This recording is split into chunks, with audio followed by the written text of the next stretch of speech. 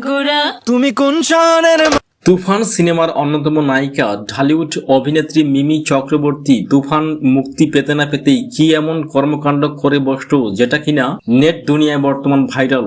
Dhallywood superstar Mimi Chakraborty কি এমন কাজটা করেছে তা জানতে হলে পুরো ভিডিওটা দেখ। তুফান মুভিতে সাকিবের সাথে কাজ করতে করতে তুফানের অন্যতম নায়িকা মিমি চক্রবর্তী তুফানের স্টেপ পার করার পর তিনি সাকিবের সাথে আরো 2টি ছবিতে কাজ করার প্রস্তাব পেয়েছেন। এই বিষয়কে কেন্দ্র করে তিনি প্রথমে তার ভাগ্নির সাথে নেচেছেন এবং পরে তার নিজ পালিত কুত্তার সাথে নেচে গিয়ে তার টোল পড়া খুশির আত্মহারা তিনি হয়ে গেলেন, যেটা কিনা শুধু মিমি চক্রবর্তী নয়, তার হোল পরিবারই বর্তমান প্রফুল্ল উৎফুল্লে রয়েছে। আর এই বিষয়টা যখন তিনি টুইটারে তিনি এক প্রতিবেদনের সাক্ষাৎকারে তিনি উল্লেখ করেন এবং তার নিজ বাসায় এসেই তিনি তার কুত্তার সাথে খুশিতে আত্মহারা হয়ে পড়ে যান।